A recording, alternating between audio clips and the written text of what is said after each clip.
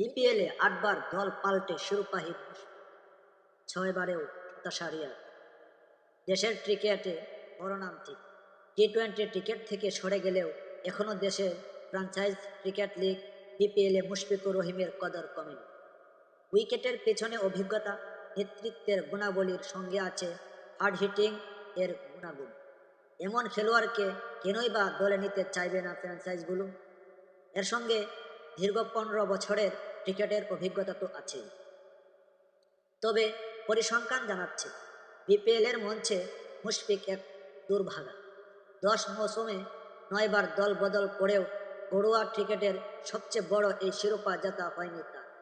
এর মাঝে বেশ কয়েকবার অধিনায়কও হয়েছেন তিনি, তবে শিরোপাতে কখনোই হাত রাখা হয়নি তার। একই রকম অবস্থা মাহমুদুল্লাহ রিয়াদের, 6 বার দল বদলেছেন তিনি।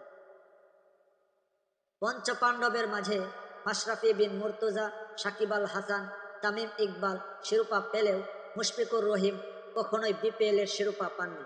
আরেক পাণ্ডব মাহমুদুল্লাহ রিয়াদও 6 বার দল বদলে শিরোপার দেখা পাননি। দুই ভাইরার এমন শিরোপা খরা এবার খুঁজতে পারে বরিশালের জার্সিতে। কাগজে কলমে বেশ শক্তিশালী দলই করেছেন ফরচুন বরিশাল।